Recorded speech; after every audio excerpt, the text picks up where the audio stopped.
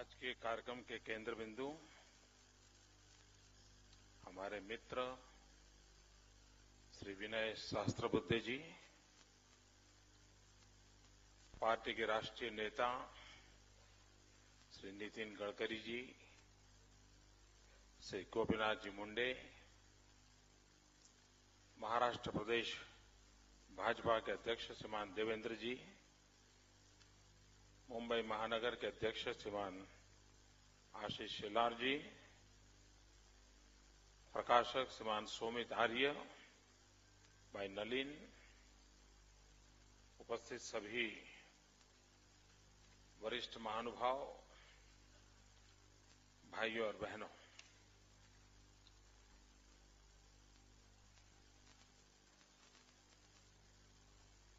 मैं विशेष रूप से इस कार्यक्रम में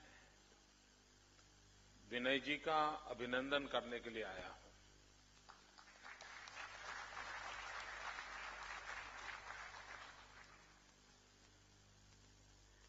बहुत सालों से विनय जी के साथ कार्य करने का मुझे सौभाग्य मिला है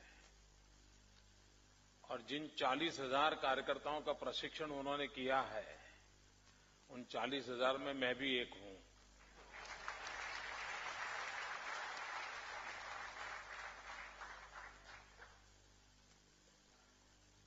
तो एक प्रकार के वो हमारे गुरुजन हैं।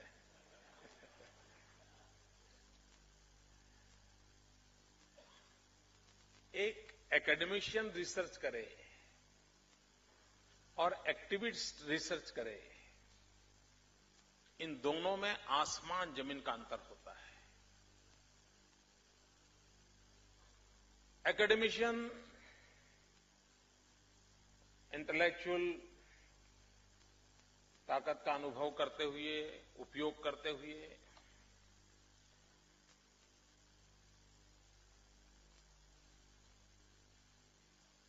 विचार विमर्श करते हुए, अपनी बुद्धि का उपयोग करते हुए उसके निष्कर्ष निकालता है।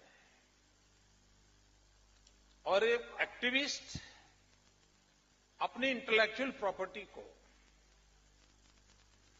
उस अनुभव के तराजू में तराशता है और तब जब वो देता है उसकी ताकत भिन्न होती है। और सरल शब्दों में मुझे कहना है तो मैं कहूंगा कि जितना अंतर 5 स्टार होटल में कोई खाना खिलाए और मां बेटे को प्यार से जो खाना बना के दें, उन दोनों में जितना अंतर होता है, उतना अंतर एक एकेडमिशियंस की रिसर्च में और एक एक्टिविस्ट की रिसर्च में होता है। और वो नजराना श्रीमान विनय जी ने दिया है। मित्रों, ये विषय भी ऐसा है कि लोकतंत्र हमें अच्छा लगता है, लेकिन बारीकियों में, गहराइयों में जाना ज्यादातर लोगों का स्वभाव नहीं होता है। और दुर्भाग्य से हमारे देश में, मैं नहीं जानता हूं इस किताब में वो पहलू आया है या नहीं आया है, दुर्भाग्य से हमारे यहां लोकतंत्र का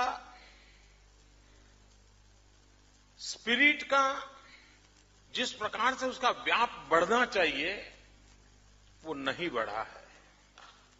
उसमें एक ठहराव है। और ठहराव क्यों आया है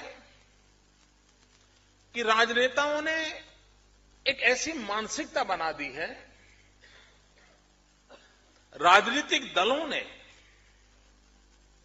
लोगों का ऐसा प्रबोधन किया है कि लोकतंत्र का मतलब है कि आप वोट के माध्यम से किसी एक दल को 5 साल का कॉन्ट्रैक्ट दे दो कि भाई अब तुम 5 साल में मेरा इतना इतना कर दो, मेरा इतना भला कर दो। और अगर 5 साल में उसने कॉन्ट्रैक्ट को ठीक नहीं चलाया, काम नहीं किया, अच्छा तू जा, दूसरे को लाएंगे। मित्रों, लोकतंत्र ये सिर्फ ठेका देने की व्यवस्था नहीं है। लोकतंत्र हम सबने मिलकर के इस राष्ट्र को, उसकी आशा आकांक्षाओं को, जन जन की इच्छाओं आकांक्षाओं को परिपूर्ण करने का एक उत्तम माध्यम है। एक बार मैं चाइना में एक सेमिनार के लिए गया था और चाइना में आप ज्यादा लोकतंत्र करो तो थोड़ा अनकंफर्ट माहौल पैदा होता है। तो वहां मुझे पूछा गया कि मोदी जी बताइए लोकतंत्र की सबसे बड़ी ताकत क्या है, लोकतंत्र की, ऐसा मुझे वहां पूछा गया था। अब अचानक इतना बड़ा सवाल आ गया था और वो भी चाइना में आया था, तो मैंने एक छोटा सा हल्का फुल्का जवाब मेरे दिमाग से निकला था। मैंने कहा लोकतंत्र की सबसे बड़ी ताकत है गलती को ठीक करने का उत्तम अवकाश लोकतंत्र में मिलता है। आपने किसी को शासन दे दिया और लगा कि भाई ये गलती हो गई है, तो 5 साल में आपको दोबारा निर्णय करने का अवसर मिल जाए, गलती ठीक करने का मौका मिलता है। ये अपने आप में लोकतंत्र की बहुत बड़ी ताकत है और वही ताकत है जो हमें जहां है वहां से ऊपर जाने का सामर्थ्य देती है। मित्रों, हमारे देश में कई प्रकार की एनिवर्सरीज मनाई जाती है, जयंतियां मनाई जाती हैं और कुछ की तो साहब 3-3, 5-5 दिन चलाई जाती है। नाना कौन थे, दादा कौन थे, पिता कौन थे, पता नहीं क्या क्या बताते हैं।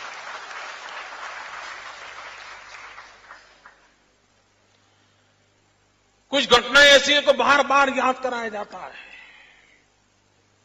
मैं हैरान था कल जब 26 जून गई, जिस 26 जून में हिंदुस्तान के लोकतंत्र का गला घोंट दिया गया था, जिस मीडिया की स्वतंत्रता की बात हम सरेआम करते हैं उसे दबोच दिया गया था, व्यक्ति के अधिकारों का हनन हो गया था, देश का मीडिया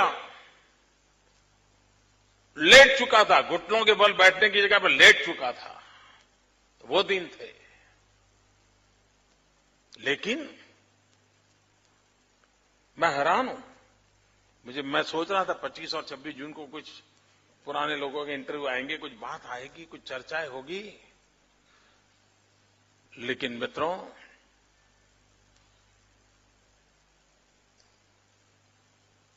इस देश में किसी एक दिन को सर्वाधिक याद करने की आवश्यकता है तो जितना महत्व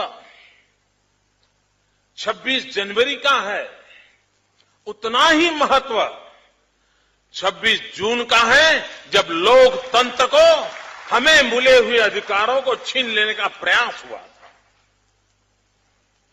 इस देश की आत्मा को रौंद डाला गया था। और मित्रों, हमारे यहां कहा है, राष्ट्रयाम जागृहम वयम, ऐसे विषय होते हैं जिनमें निरंतर जागरण आवश्यक होता है। यह किताब उस कार्य की पूर्ति के लिए एक अच्छा माध्यम बनी है। अंग्रेजी में कहते हैं eternal vigilance is the price of liberty. और उस अर्थ में, और यही तो घटनाएं हैं जो हमें लोकतंत्र की और श्रद्धा बढ़ाती हैं कि जब लोकतंत्र नहीं होता है, लोकतंत्र छीन लिया जाता है, तब हालत क्या होती है, इसका परिचय उन घटनाओं को बार बार स्मरण करने से होता है। मित्रों, कोई करे न करे, जो लोकतंत्र की साधना करने वाले लोग हैं, जो लोकतंत्र में आस्था रखने वाले लोग हैं, जो लोकतंत्र के लिए समर्पित लोग हैं, उन सबका दायित्व बनता है कि इस कार्य को हमने हर पल जीवित रखना चाहिए, चेतनवंत रखना चाहिए, निरंतर प्रयास करते रहना चाहिए। और उसमें इस प्रकार के विनय जी के प्रयास एक अच्छा अवसर देते हैं और इसलिए भी मैं विनय जी को अभिनंदन करता हूं, उनकी बधाई करता हूं।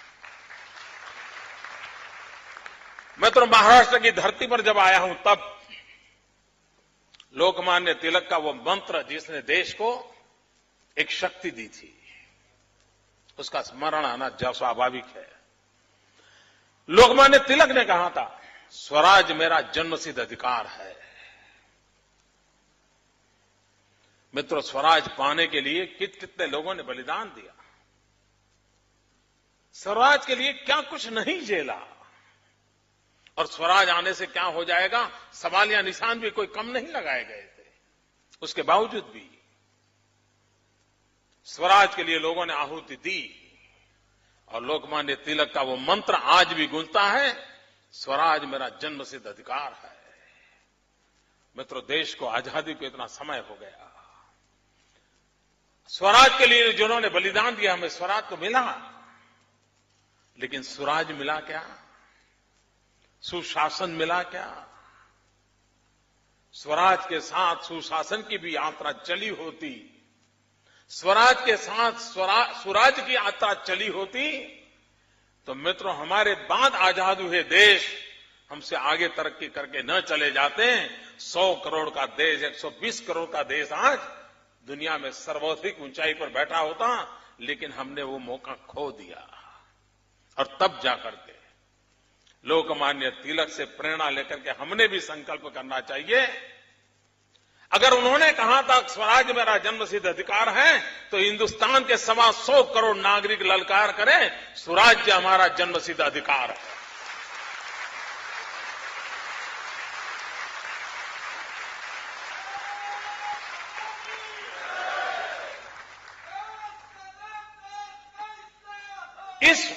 इस भावना को मित्रों जगाने की बहुत आवश्यकता है।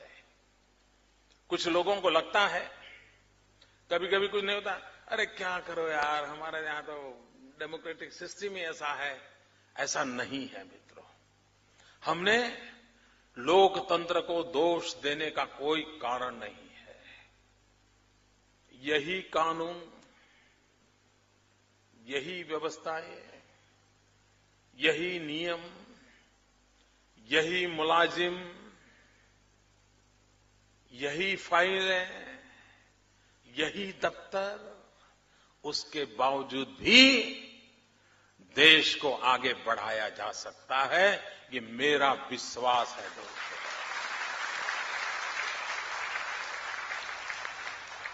मैं मेरे गुजरात एक्सपीरियंस से कह सकता हूं मित्रों, ये जो चारों तरफ निराशा का माहौल है कि अब कुछ नहीं होगा, दुनिया डूब गई, यार कुछ पूरा पिछले जन्म में पाप किए होंगे इसलिए यहां पैदा हुए होंगे। मित्रों, मैं ऐसा निराशा वाला इंसान नहीं हूं। ये बहुरत्ना वसुंधरा है, ये सामर्थ्यशाली देश है। 1200 साल तक गुलामी झेलने के बाद भी अगर उठ खड़ा हुआ है तो उसके भीतर कोई ताकत है, उसका एहसास करने की आवश्यकता होती है।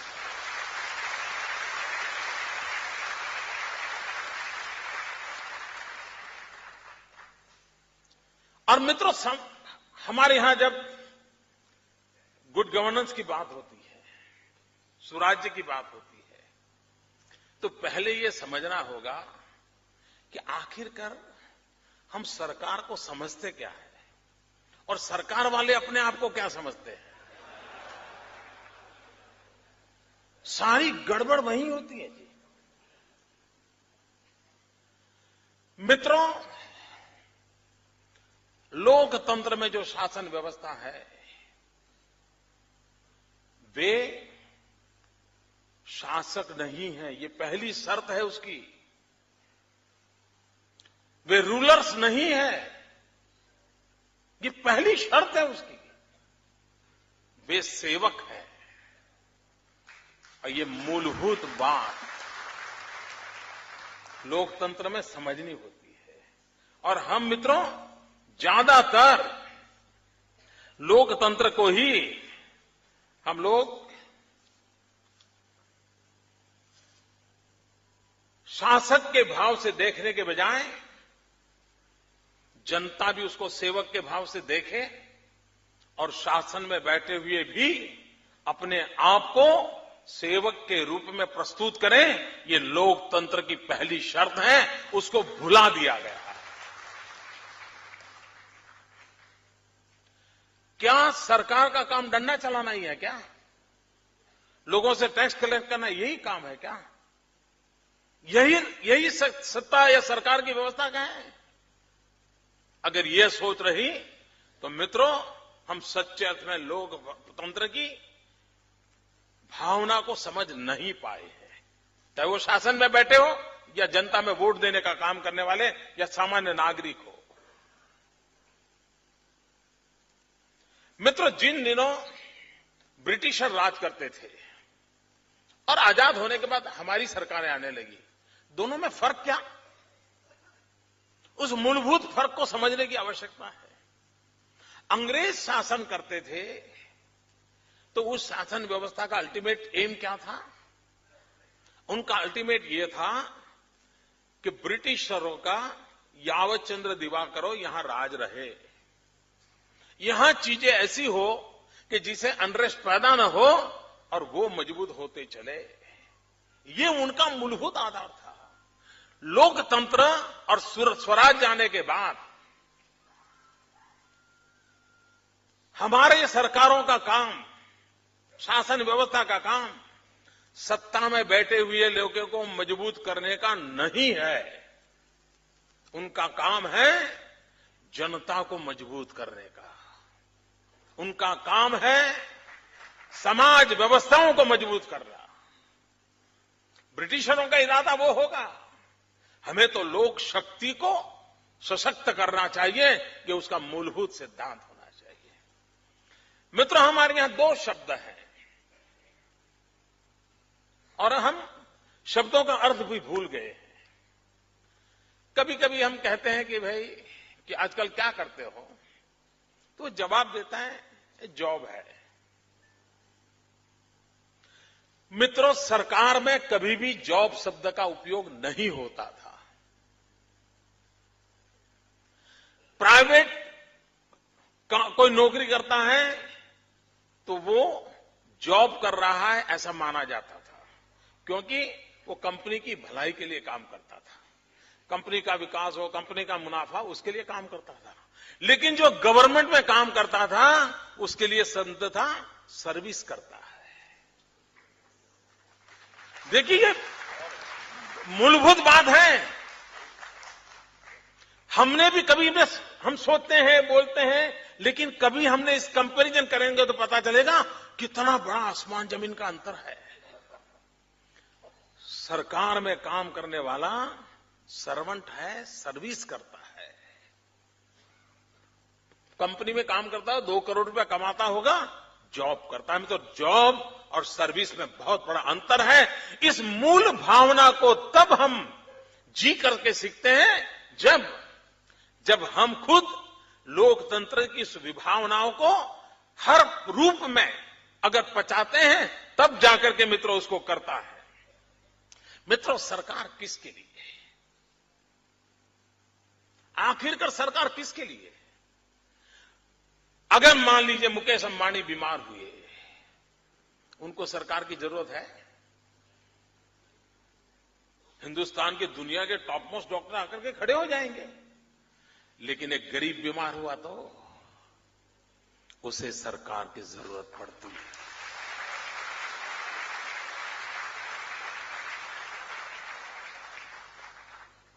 सरकार गरीबों की बेली होती है, गरीबों की आशा होती है, आकांक्षा होती है। यह उसका मूलभूत एलिमेंट सरकार का होना बहुत जरूरी होता है।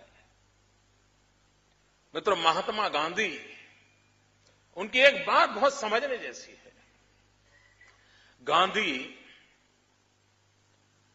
ने एक बहुत बढ़िया बात कही, कोई निर्णय अगर आप करते हो, सरकार में बैठे हो, अगर आप कोई निर्णय करते हो लेकिन आप दुविधा में हो, करूं या न करूं, मेरा निर्णय सही है या गलत है, तो महात्मा गांधी ने बहुत अच्छा रास्ता दिखाया था। उन्होंने कहा था किसी गरीब को याद करना, उनके चेहरे का स्मरण करना और निर्णय करते समय सोचना, क्या मेरा निर्णय उसके लिए खुशी का कारण बनेगा, और लगता है कि बनेगा तो आपका निर्णय सही है।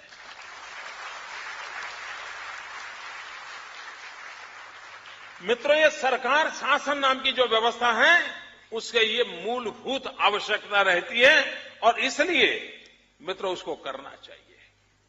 हमारे देश की हालत क्या है आज? मित्रों, जब सारे विश्वास टूट जाए, सारे सहारे टूट जाए, एक जगह ऐसी होनी चाहिए जहां उसका भरोसा होना चाहिए। रात को सो जाए तो उसको विश्वास होना, नहीं चिंता नहीं, सरकार है, उसे विश्वास होना चाहिए। मित्रों, आज स्थिति क्या है? आपको भरोसा है? देश के 60 साल के बाद आप कभी कभी आपने देखा होगा, आप एसएमएस करते हो किसी को, फिर फोन लगा के पूछते हो मेरा एसएमएस मिला?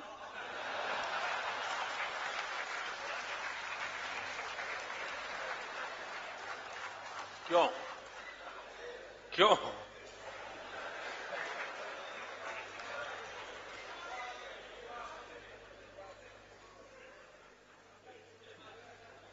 मित्रों, पहले हम पूरा भरोसा करते थे, डाकिया आता था तो बड़ा इंतजार करते थे, डाकिया आएगा। एक जमाना था, डाकिया आना यानी पूरे मोहल्ले में, गांव में एक अच्छी खबर का माहौल रहता था, यार भाई कोई खबर लेके आया है। आज डाक खाने में आपको डाक डालने की इच्छा होती है? इच्छा क्या, हिम्मत होती है? आपको शक होता है कि मेरी डाक पहुंचेगी कि नहीं पहुंचेगी, तो आप क्या करते हैं? कुरियर का भरोसा सहारा लेते हैं। कल्पना कीजिए मित्रों, ये कुरियर व्यवस्था पनपना, इसको कोई एफिशिएंसी कहता होगा, एक पहलू हो सकता है, लेकिन एट द सेम टाइम आपकी उस पूरी व्यवस्था के प्रति अविश्वास का भी प्रतिबिंब है।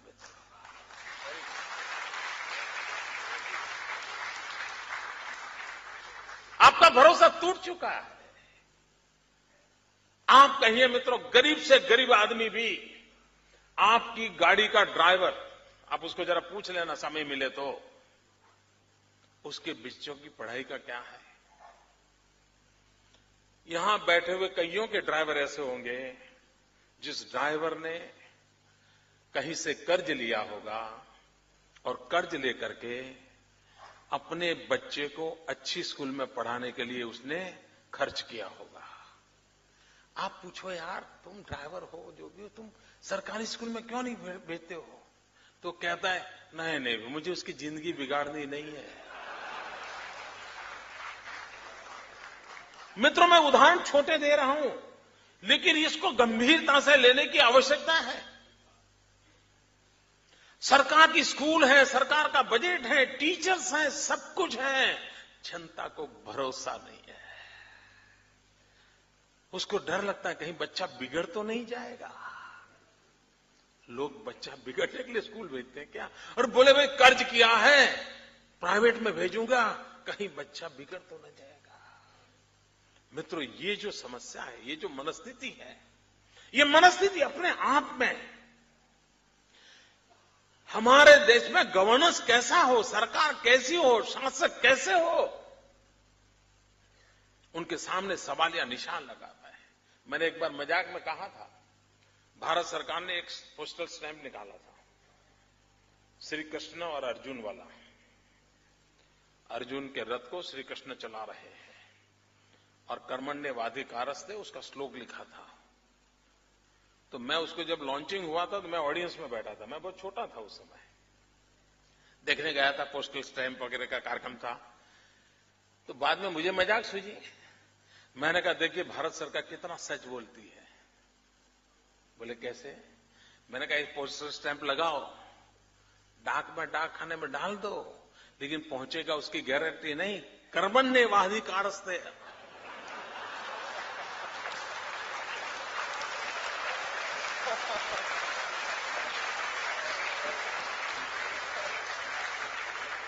मां फलेषु कदाचित्। कभी कभी सरकार भी सच बोल देती है। मित्रों, आज हालत कैसी है? आपने, जो मेरी उम्र के लोग हैं, उन्होंने आज से 40 साल पहले कभी बाजार में शुद्ध घी की दुकान ऐसा बोर्ड पड़ा था?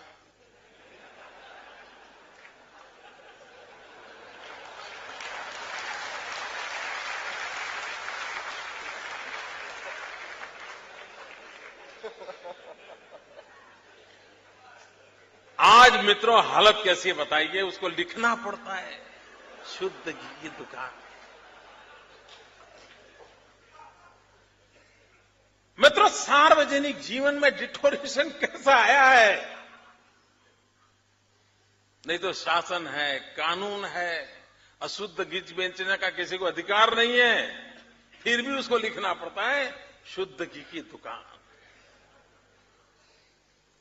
मित्रों, ये बातें हैं जिसके कारण फिर सोचना शुरू होता है, हाँ यार, अच्छा हम लोगों का भी स्वभाव कैसा है? लोकतंत्र में हम कहां खड़े? मैं सरकारों को तो आलोचना करूं तो आपको ताली बजाने का मजा करता है। हम अब मैं थोड़ी आपकी बात करता हूं। मेरी तो बात मैंने बता दी, बुरा नहीं लगेगा ना? कहा फिर नाराज मत हो जाना, मुझे बहुत काम करने बाकी है।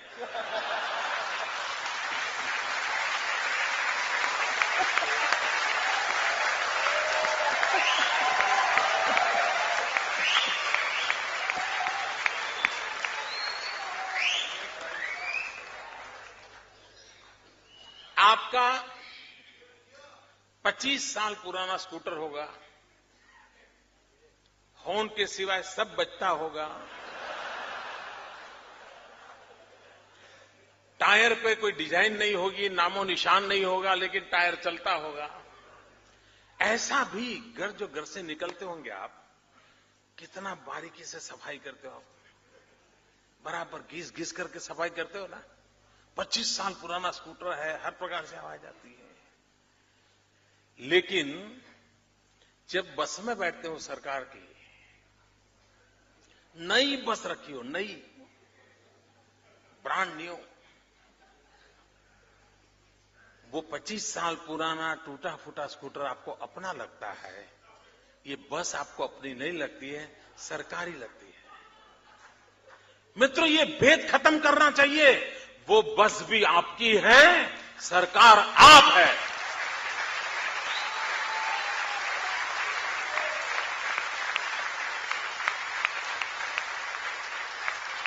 और लोकतंत्र की इस भावना के अभाव के कारण क्या होता है जी? यहां बैठा हुआ कोई इसमें से बचा हुआ नहीं होगा जो मैं बोल रहा हूं। आपके भी, मैं अच्छे से अच्छा ज्योतिष हूं, आपके चेहरे से मैं कहता हूं कि मैं जो कहने वाला हूं वो पुण्य कार्य आप सबने किया है, कोई बाकी नहीं होगा, मैं दावे से कहता हूं। आप बस में बैठे होंगे, 2-3 घंटे की सफर होगी, साथ में कोई मित्र नहीं होगा, खिड़की में देखते देखते थक गए होंगे, फिर क्या किया होगा? सीट के अंदर उंगली डाली होगी और उस फॉर्म को यूं यूं करते करते करते करते 2 इंच का उसमें गड्ढा कर दिया होगा। मेरा ज्योतिष सही है ना? क्यों? क्योंकि आपका स्कूटर आपका है, बस सरकार की है। ये जो अंतर है, इस अंतर को मिटाने बिना मित्रों सुराज्य नहीं आ सकता है। ये हम सबका है, हमारा अपना है मित्रों। और जिस तरह बिलोंगिंग नेशन का भाव बन जाएगा, तब हमारा लोकतंत्र इतना पुख्ता हो जाएगा, हमारा गवर्नेंस अपने आप चलने लग जाएगा मित्रों। और ये बदलाव, ये परिवर्तन लाने की आवश्यकता है मित्रों। और मुझे विश्वास है कि हमने ये करना होगा। आप मित्रों, और जब सरकार पे भरोसा नहीं होता है तो हालत क्या होती है मित्रों। और कौन सरकार, ऐसी सरकार पे भरोसा करेगा। आपको याद होगा बाबा रामदेव को 4 मिनिस्टर एयरपोर्ट पे लेने गए थे, है? कितना भरोसा हुआ होगा उनको।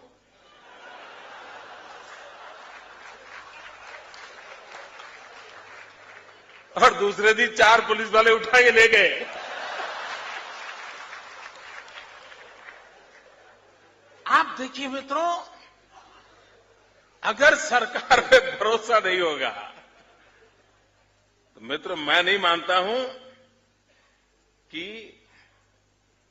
आप देखिए ये चिटफंड क्यों चालू हुआ मित्रों।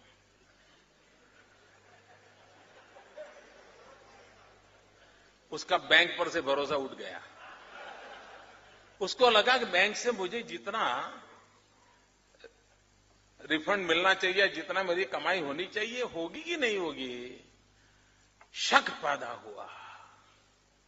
और उसका परिणाम क्या आया, यार ऐसा करो चिट फंड में डालो, पहचान वाला है, वो लाया, वो अपना पड़ोसी का बेटा एजेंट है, चलिए कुछ कमाई ज्यादा हो जाएगी। और आदमी वहां फंस जाता है।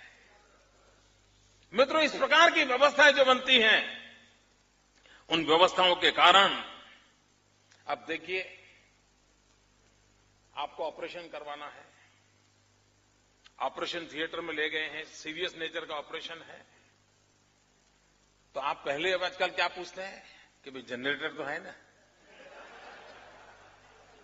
वरना ऑपरेशन आधा खोल करके लाइट डूल। मित्रों अगर शासन पे इस प्रकार की दशा हो जाएगी तो मैं नहीं मानता हूं मित्रों देश सुराज्य का जो सपना देख रहा था वो सुराज्य का सपना देख सकता है। मित्रों शासन की भी मानसिकता देखिए। आज की शासन व्यवस्था में बैठे लोगों को जनता पे ट्रस्ट है क्या? ये बहुत बड़ा, मैं एक ऐसी बात को छेड़ रहा हूं जिस पर सोचने की आवश्यकता है।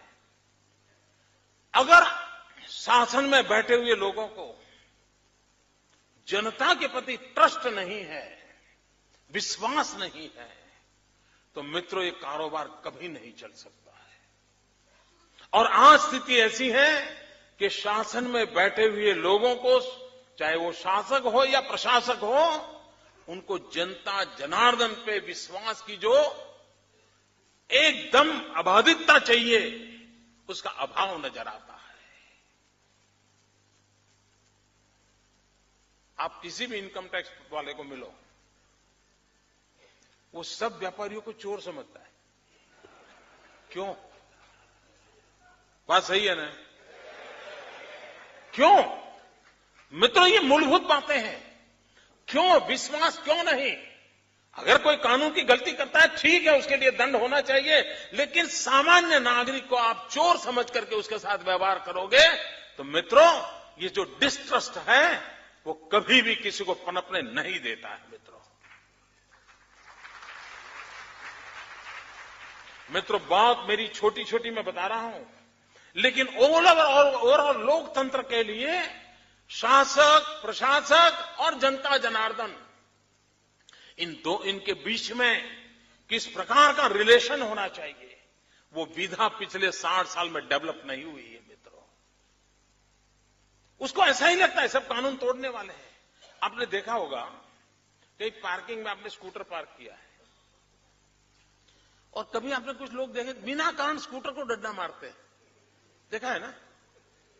मैं कभी हैरान हो जाता हूं क्यों ऐसा करते हैं। क्यों? क्योंकि उसको लगता है कि मेरा जो रुतबा है उसको देखने वाले को अनुभूति होनी चाहिए, तो स्कूटर की बात है।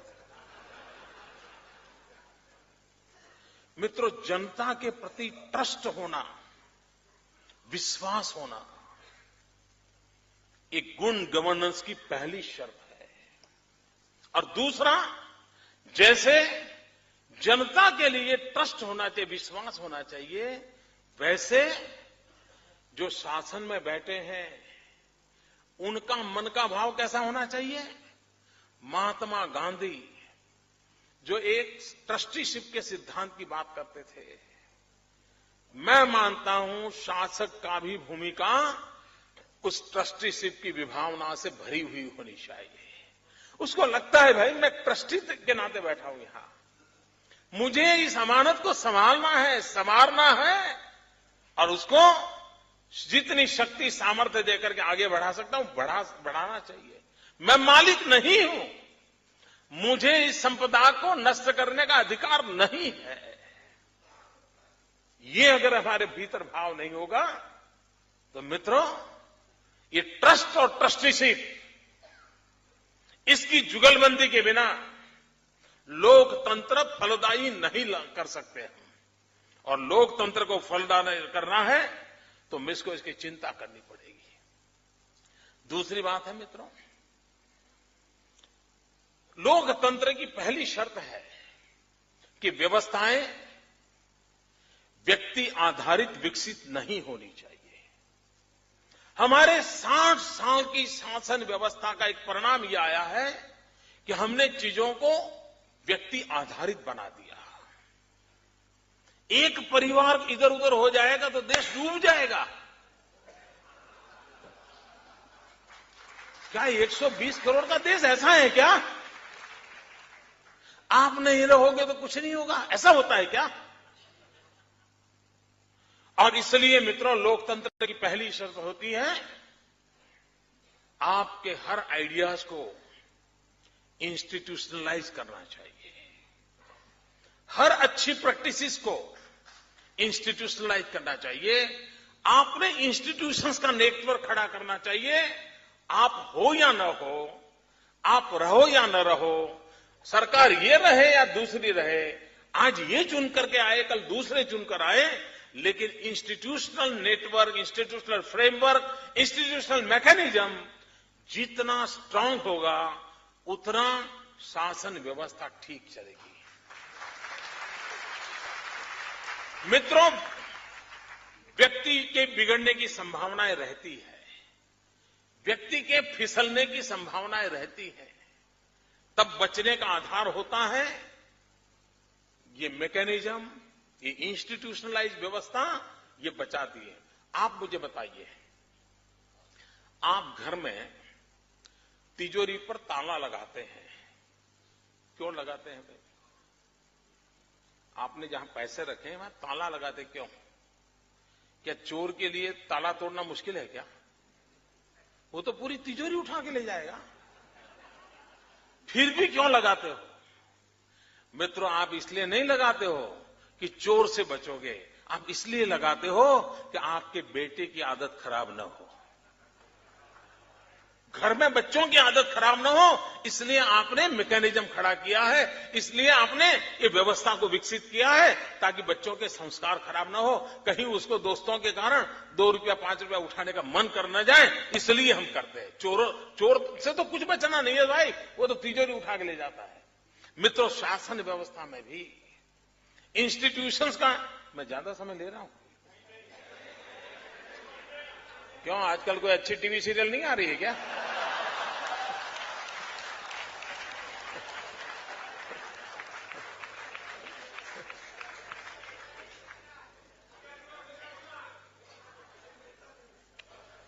और इसलिए मैं मानता हूं मित्रों कि हमने जितना इंस्टीट्यूशंस को स्ट्रेंथन करेंगे उतना हमारा लोकतंत्र उपकारक होगा, गवर्नेंस में लोकतंत्र की पूरी विभावना का प्रगटीकरण।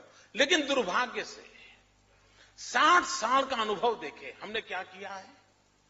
दिल्ली में बैठे हुए शासक और जहां भी उनको अवसर मिला है, उन्होंने सबसे पहले काम किया है इंस्टीट्यूशंस को तोड़ना,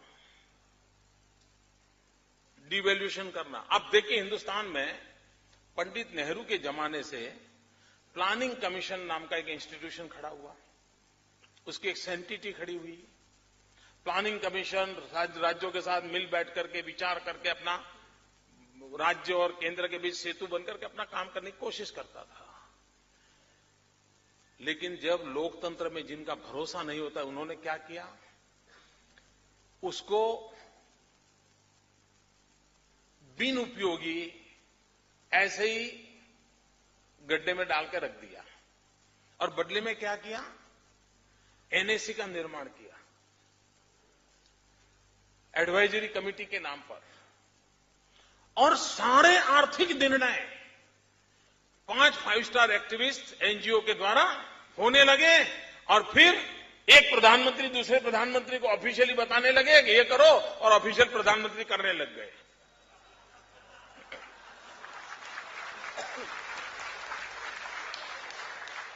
रुकावट के लिए खेद है,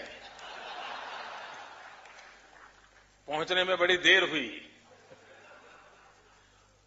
मित्रों, आप मुझे बताइए, इतनी बड़ी प्लानिंग कमीशन नाम की 60 साल से विकसित हुई इंस्टीट्यूशन को बिल्कुल नाकाम कर दिया, एनएससी बना दी।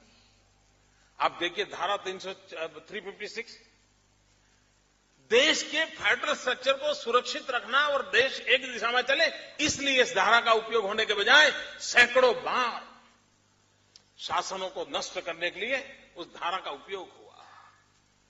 सीबीआई, मित्रों, मैं तो हैरान हूं किस प्रकार से सीबीआई का दुरुपयोग ये लोग कर सकते हैं।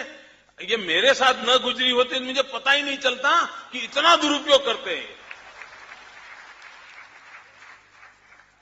कोई डर नहीं, कोई परवाह नहीं, और दिल्ली में बैठे हुए शासक जो लोकतांत्रिक प्रक्रियाओं से जय और पराजय को झेलने का सामर्थ्य नहीं रखते, वो सीबीआई के सहारे हिंदुस्तान की राजनीतिक शक्तियों को परास्त करने पर लगे हैं।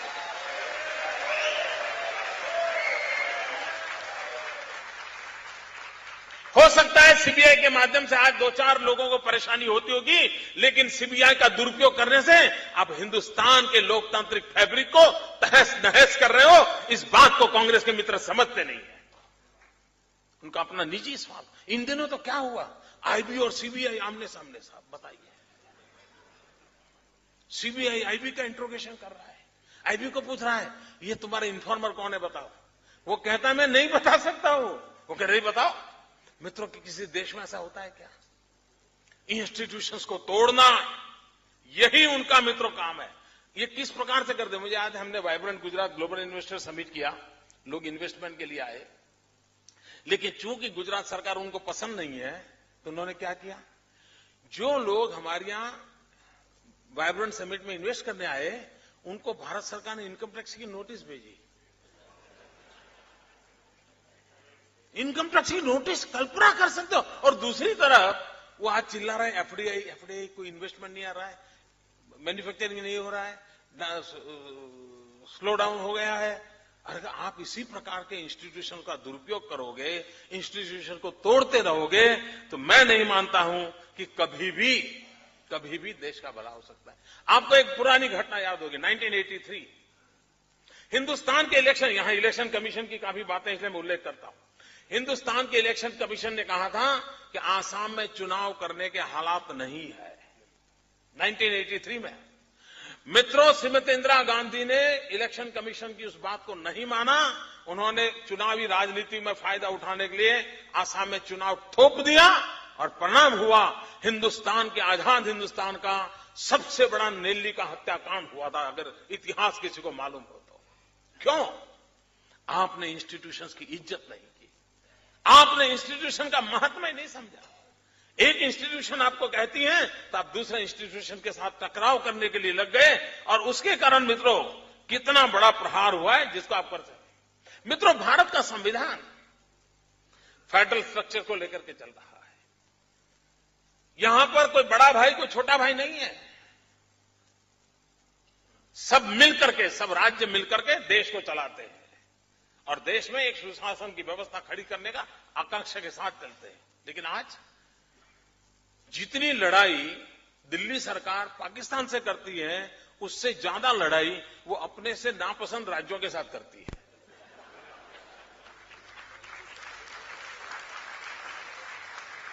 क्या मित्रों, क्या कोई देश इस प्रकार से चल सकता है? अगर आप फेडरल स्ट्रक्चर के लेटर एंड स्पिरिट से अगर उसका रिस्पेक्ट नहीं करोगे तो हिंदुस्तान की एकता अखंडितता को खतरा पैदा होगा।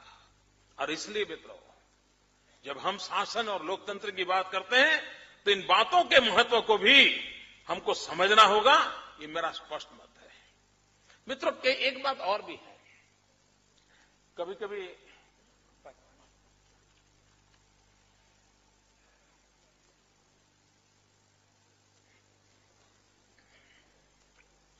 कभी आपने अच्छा काम हुआ है तो हमारे अफसर क्या बोलते थे कि नहीं, हमें काम करने के लिए बहुत बड़ी अनुकूलता है, कोई पॉलिटिकल इंटरफेरेंस नहीं है।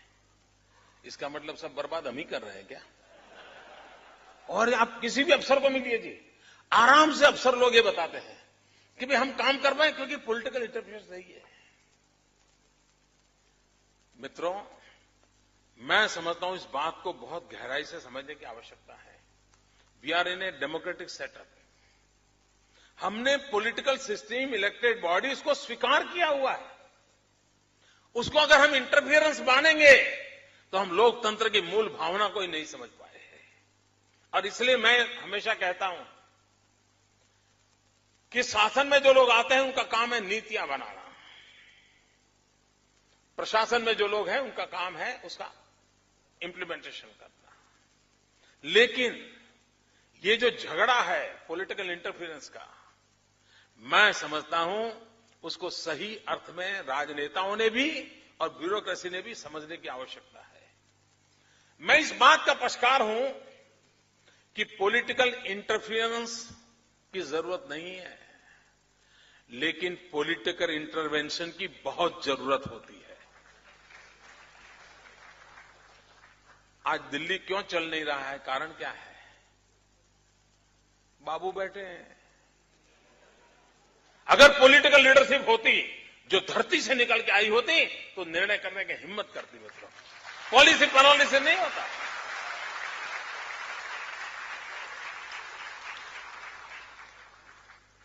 और इसलिए मित्रों, इस एक बारीक भेद रेखा को समझने की आवश्यकता है। और इसलिए मैं कहता हूं political interference harms the process of good governance, while political intervention catalyzes the process and encourages people's participation. मित्रों, हमें पॉलिटिकल इंटरवेंशन का कल्चर विकसित करना गुड गवर्नेंस के लिए आवश्यक है। और जितनी मात्रा में पॉलिटिकल इंटरफेरेंस की जगह पर पॉलिटिकल इंटरवेंशन का हमारा जितना बढ़ेगा उतना हमारा सारे समाज का विश्वास भी बनेगा, ट्रस्टीशिप का सिद्धांत का भी पालन होगा, निर्णयों का अमलीकरण होगा, सामान्य के आखिरी से आखिरी व्यक्ति को जो लाभ मिलना चाहिए वो लाभ भी मिलेगा। और इसलिए मित्रों, दूसरी बात है मित्रों, कभी कभी लोग कहते हैं कि ब्यूरोक्रेसी काम नहीं करती है। मैं ये मानता हूं कि छोटे मोटे काम नहीं होते होंगे, मैं इसका इनकार नहीं करता हूं। लेकिन अगर लीडरशिप में विजन हो, लीडरशिप में पॉलिटिकल विल हो, तो एक दिशा निर्धारित करते हो। और कोई ब्यूरोक्रेट, मैं मुझको मेरे अनुभव से कहता हूं, कोई ब्यूरोक्रेट आपके आड़े नहीं आता है। उसकी क्षमता कम अधिक होगी, लेकिन अगर आपके पास विजन है, आपके पास लीडरशिप क्वालिटी है, आपका स्ट्रेटेजी परफेक्ट है, टाइम बाउंड आप कार्यक्रम करते हैं, तो आप निश्चित रूप से परिणाम ला सकते हैं। और इसलिए ये कहना कि ब्यूरोक्रेसी काम नहीं करती, सरकारी मुलाजिम काम नहीं करते, छोटे मोटे काम की शिकायत मैं समझ सकता हूं, लेकिन कुल मिलाकर के गति देनी है तो एट एवरी लेवल पर जैसे जैसे लीडरशिप पनपती जाती है वो गुड गवर्नेंस की बहुत बड़ी एसेट बनती है। तो जितना महत्व इंस्टीट्यूशनलाइजेशन का है उतना ही महत्व लीडरशिप क्वालिटी का भी है। जितना महत्व हम लीडरशिप क्वालिटी की ओर देंगे उतना मैं समझता हूं कि लाभ होगा। कभी कभी क्या होता है, जनता और सरकार के बीच खाई पैदा होती है। उस खाई को जितना ज्यादा मिटाएंगे हमको परिणाम मिलता है, और आप देखिए उससे लाभ मिलता है। और इसलिए गुड गवर्नेंस के लिए बहुत बड़ी बात होती है कि वो जनता से हमेशा निकट होना चाहिए। सारी निर्णय प्रक्रिया में जनता जनार्दन का होना बहुत जरूरी होता है। अगर हम जनता जनार्दन को छोड़ करके हम 5 स्टार एक्टिविस्टों के घेरे में रह करके या मीडिया ने कुछ लिख लिया उसके डर से रह करके अगर हम निर्णयों को करते जाएंगे तो हम कभी परिणाम नहीं ला सकते हैं। लेकिन अगर हम एक सुव्यवस्थित रूप से उसका एक मैकेनिज्म अगर डेवलप करें, और उस मैकेनिज्म में मैं कहता हूं कि जनता की भागीदारी अगर बढ़ानी है तो इन्फॉर्म करो, कंसल्ट करो, कंसेंट लो एंड डिसाइड करो। इन अगर 4 स्टेजेस पर हम कोई भी निर्णय प्रक्रिया को इस प्रोसेस से निकालते हैं तो आपको परिणाम मिलता है। दूसरी एक बात है मित्रों, सरकार अगर एक मानती है कि हम सारा कर देंगे, जो लोग भागीदार, लोकतंत्र में लोक भागीदारी का महत्व है। हर पल आपको लोक भागीदारी करनी चाहिए। हमारे यहां आप देखा सरकार का एक स्वभाव होता है कि कोई निर्णय करते हैं तो बड़ा सीक्रेट रखते हैं। एक डिपार्टमेंट दूसरे डिपार्टमेंट को पता नहीं चलने देता। कभी कभी तो एक चैम्बर में बैठा हुआ दूसरी चैम्बर को भी पता नहीं चलना देता, जैसे कोई बड़ा कुछ मिरेकल करने वाला हो, और सारे खतरे उसी में होते हैं। हमने गुजरात में साहब अलग कर दिया। हमने कहा आप सब कुछ खोल दो भाई, दरवाजे खोल दो, नो सीक्रेसी। और क्या किया, मान लीजिए हम कोई पॉलिसी ला रहे हैं, पहले क्या करते थे, पॉलिसी लाते थे तो बहुत सीक्रेट रखते थे, और अचानक से पॉलिसी आती थी। हमने क्या किया, हम पॉलिसी ड्राफ्ट को ऑनलाइन रखते हैं और लोगों को कहते भाई अब इसमें आपको जो जोड़ना है, तोड़ना है, लिखना है, लिखो। लोगों के विचार आने लगे।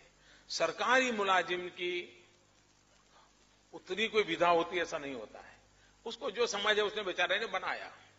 लेकिन लोग जुड़ते हैं, इंटरेस्टेड ग्रुप जुड़ते हैं, क्रॉस सेक्शन ऑफ सोसाइटी जुड़ती हैं, और उसमें से जो निकलता है उसकी कई गलतियां हमारी दूर हो जाती हैं, कम कमियां दूर हो जाती हैं, कई नई नई चीजें हमको मिलती हैं, और उसके बाद जो पॉलिसी बनती है वो पॉलिसी सर्वग्राह्य बनती है, सर्वमान्य बनती है, सर्वस्वीकृत बनती है, और हमें उसको इंप्लीमेंट करने में कोई तकलीफ नहीं होती। और इसलिए मित्रों, जनता जनार्दन के साथ जितना हमारा ओपननेस रहता है उतना जरूरी है। दूसरा मित्रों, जन भागीदारी। देखिए, जनता पे भरोसा करते हैं तो कितना परिणाम मिलता है। मैं आपको उदाहरण दूं, हम 2001 में भयंकर भूकंप आया गुजरात में। गुजरात मौत की चादर ओढ़ के सोया था। हमें रिकंस्ट्रक्शन करना था, और दुनिया के अंदर पहली बार गुजरात ने एक नया मॉडल दिया। उस मॉडल में हमने क्या किया, हमने जनता पे भरोसा किया। गांवों में हमने पहले तय किया स्कूल बनानी है, तो हमने गांव के अंदर स्कूल बनाने की कमेटियां बना दी, गांव के लोगों की बना करके उनको कैसी स्कूल होनी चाहिए उसकी डिजाइन दे दी। उनके जो पुरानी स्कूल थी उसमें क्या रखना क्या नहीं करना उसका निर्णय कर लिया। मटेरियल बैंक बना दिया, और उनको उनके गांव के जो लड़के थे जिनको, क्योंकि मैसन्स की बहुत जरूरत थी, इनको लाखों मैसन्स की जरूरत थी, उनकी ट्रेनिंग की। उनको सुपरविजन के नाते सरकारी एक व्यवस्था कर ली। इंजीनियरिंग के स्टूडेंट को ले आए हम कि भाई तुम जरा इन छोटे छोटे कामों का सुपरवाइजन करो, और हमने जनता को पैसा दिया। मैं आपको बताता हूं क्या अनुभव आया। समय से पहले स्कूलों का बांधकाम पूरा हुआ। 3 कमरे सोचे थे तो 4 कमरे बनाए। क्वालिटी कोई कह नहीं सकता कि सरकारी क्वालिटी है।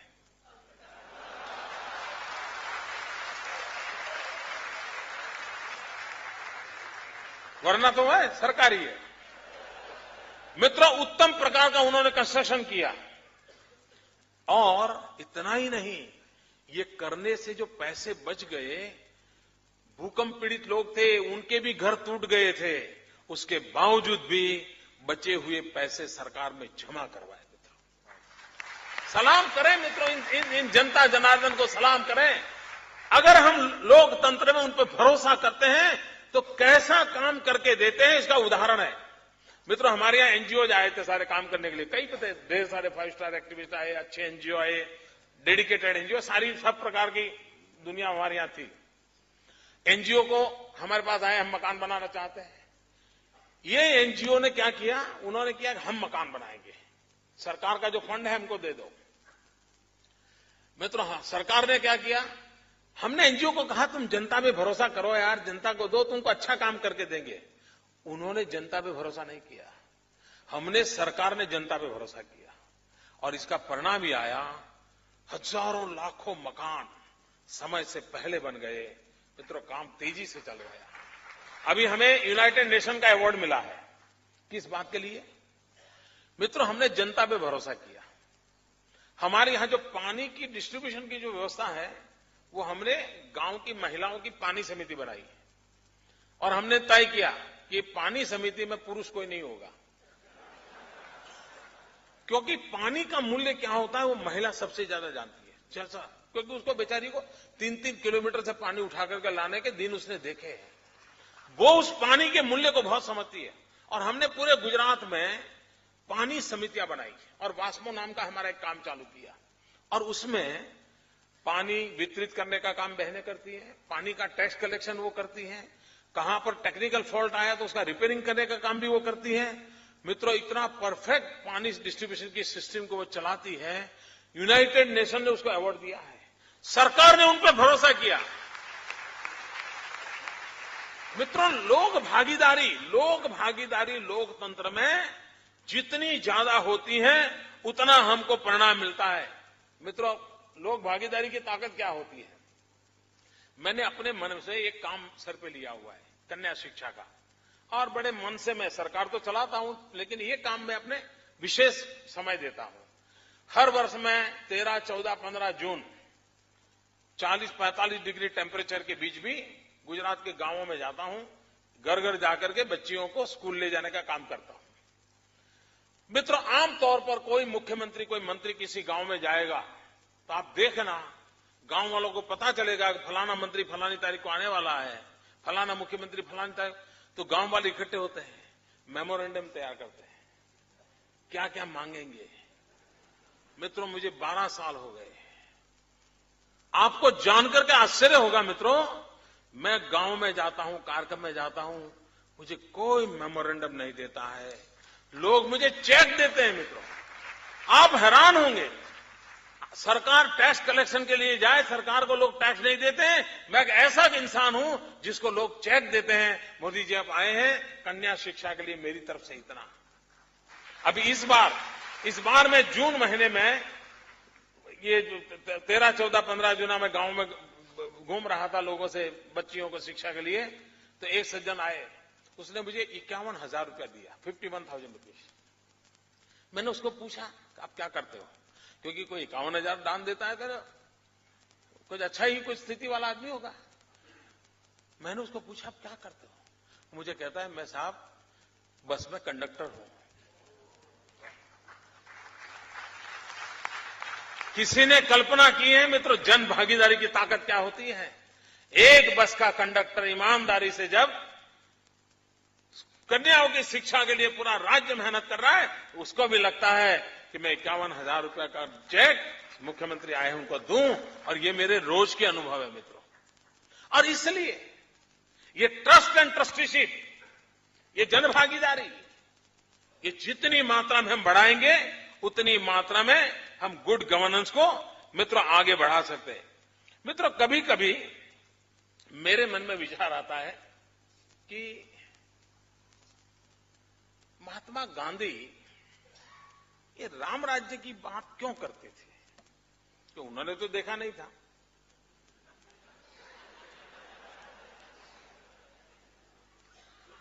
लेकिन हमारे देश में जो सेक्युलरिज्म के ठेकेदार हैं,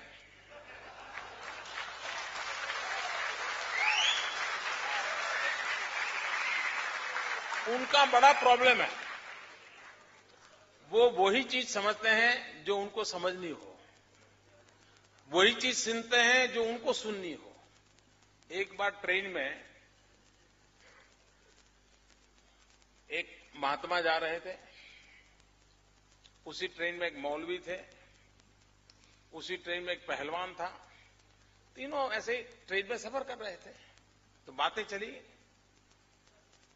तो महात्मा जी ने कहा, देखिए ट्रेन चल रही, उसमें जो आवाज आ रही है, ट्रेन की आवाज में भी ईश्वर स्मरण हो रहा है। तो मौलवी ने पूछा, कैसे?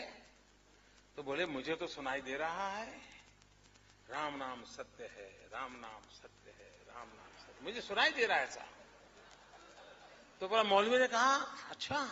तो मौलवी ने थोड़ा ट्रेन की आवाज में कान लगाए। तो उन्होंने कहा, नहीं, मुझे दूसरा सुनाई देता है। तो बोले, क्या? हे अल्लाह वाह तेरी कुदरत, ये अल्लाह वाह तेरी कुदरत, ये अल्लाह वाह तेरी। तो पहलवान वहां बैठा था, उसने कहा, मुझे भी सुनाई देता है। बोले, क्या? कर कसरत खा रबड़ी, कस कसरत खा रबड़ी।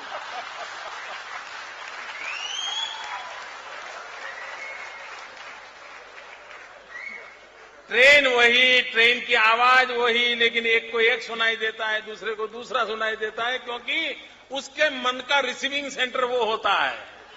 तो मैं ये जो बोल रहा हूं, हमारे सेक्युलरिज्म के ठेकेदारों को वही सुनाई देगा जो उन्होंने जिंदगी भर सुनने की आदत डाली है।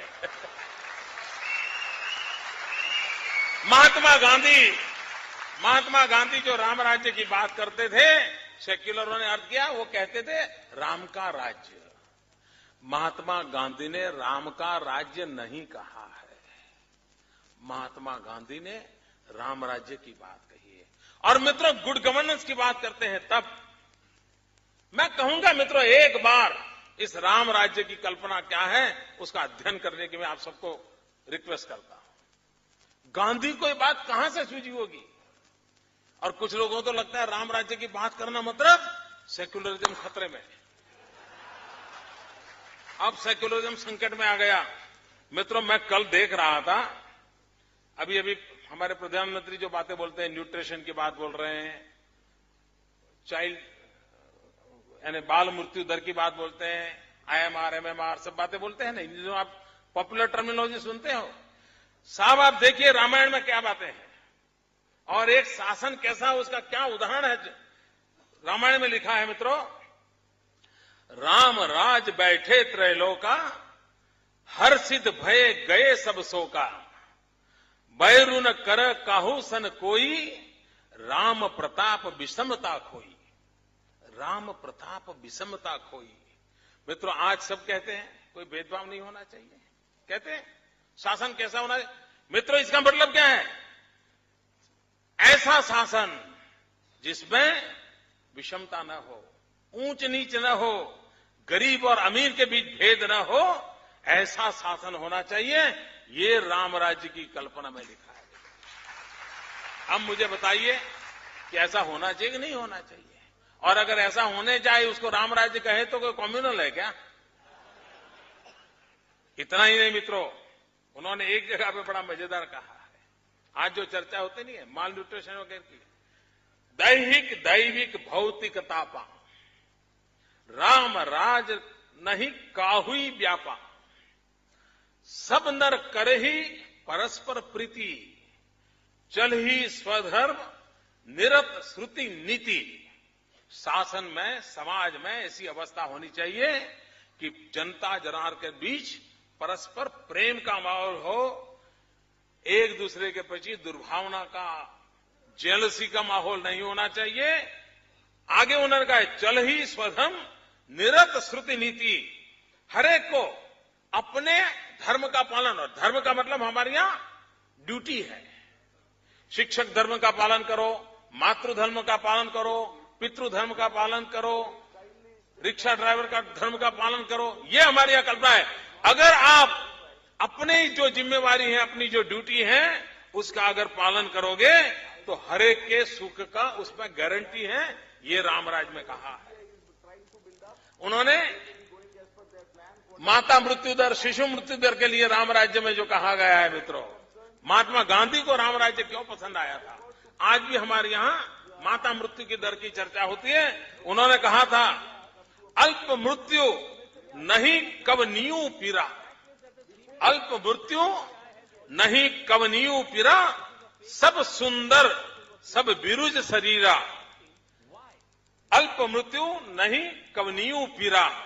बालकों माताओं के आरोग्य की प्रति चिंता करने वाली शासन व्यवस्था होनी चाहिए और समाज का व्यवस्था आरोग्यप्रद होनी चाहिए।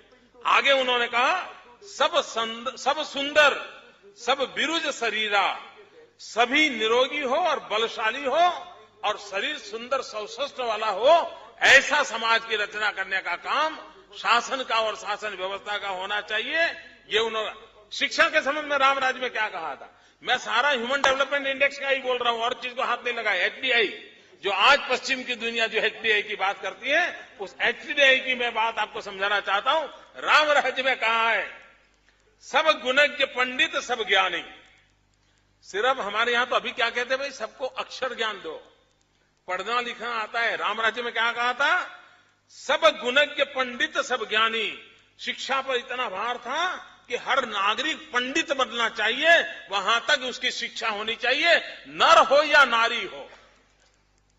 आप कल्पना कर सकते हो, आज जो समाज में so called human development index की चर्चा होती है, उसके जो मूलभूत आधार है वो राम राज्य में पूरी परिभाषा तुलसीदास ने उस जमाने में की हुई है मित्रों। और तभी मुझे लगता है कि महात्मा गांधी के मन में ये जो कल्पना आई थी मित्रों, ये कल्पना का कारण भी यही था और इसी के कारण महात्मा गांधी ने कहा था। मित्रों, कुछ बातें हैं जो रिफॉर्म होनी चाहिए गवर्नेंस में, ये मैं आज आग्रह से कहना चाहता हूं। हमारे यहां, मैं अब थोड़ा समय लूंगा, चलो ज्यादा ही बोला हूं आज, लेकिन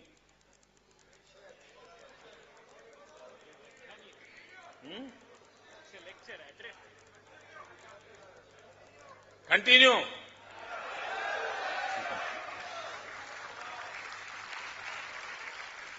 मित्रों, आज शासन की व्यवस्था कैसी है?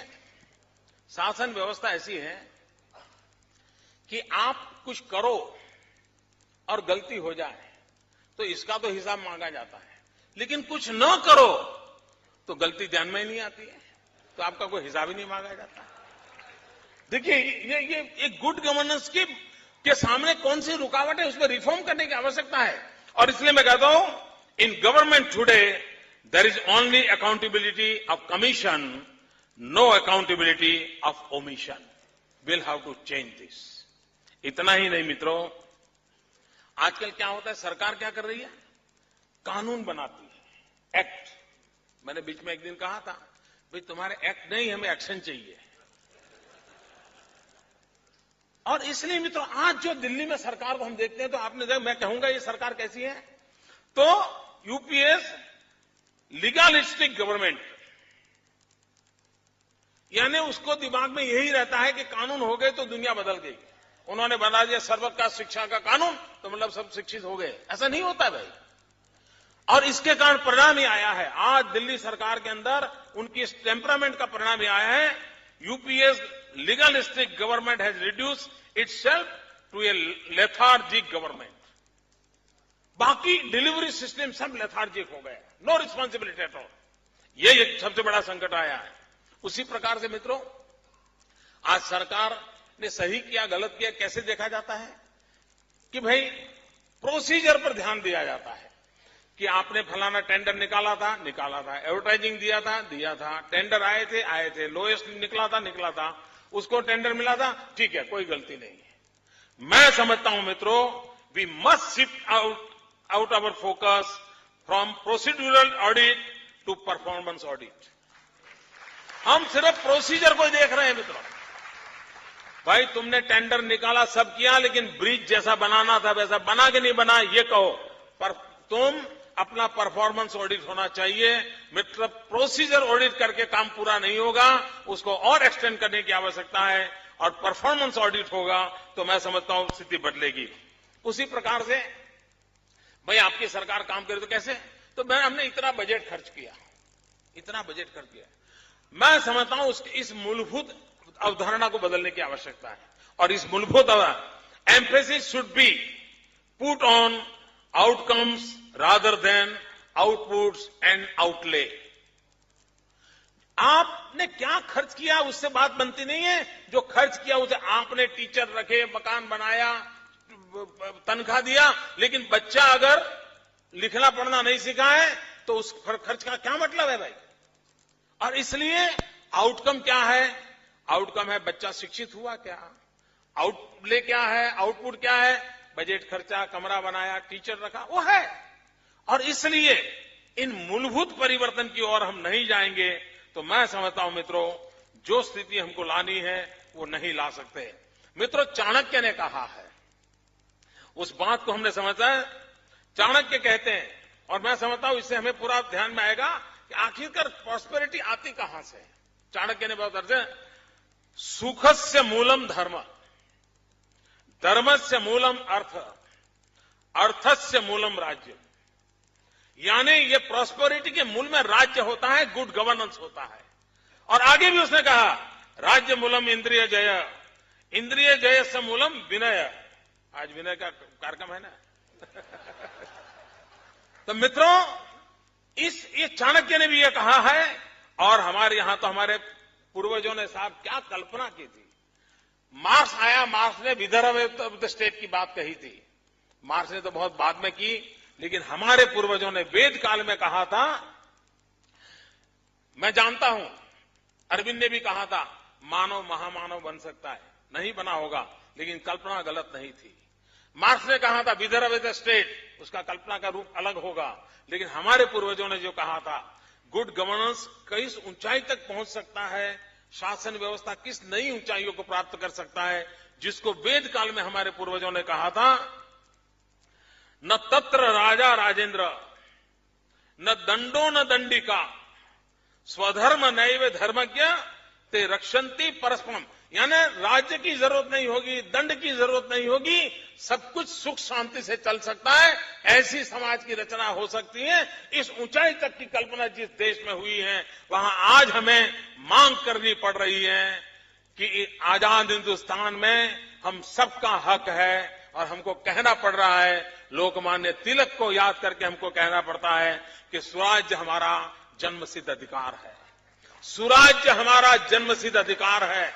ये सुराज्य हमारा जन्मसिद्ध अधिकार है। इस मंत्र को लेकर के आगे बढ़ना, इस बात को लेकर के हम आगे बढ़ेंगे। मुझे विश्वास है मित्रों, देश जिस प्रगति की नई ऊंचाइयों को पार करना चाहता है, गुड गवर्नेंस के लिए देश जो तरस रहा है, उसको हम प्राप्त कर सकते हैं, और ये सभी संभव है। मैंने जो संभावनाएं भरी पड़ी है, उसी को लेकर के आपसे विस्तार से बात की है। इतने लंबे अरसे तक आप सबने इतने शांति से मुझे सुना, मैं इस ऑडियंस का बहुत बहुत आभारी हूं। और विनय जी ने जिस कार्य के लिए मुझे बुलाया था, उसको न्याय देने का मैंने प्रयास किया है। बहुत बहुत धन्यवाद, बहुत बहुत धन्यवाद।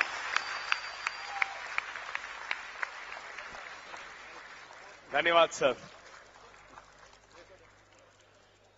मैं आमंत्रित करता हूं रविंद्र साठे जी, हमारे निदेशक जो हैं रामबाबू मालगी प्रबोधनी के, वो आभार प्रस्ताव प्रस्तुत करेंगे।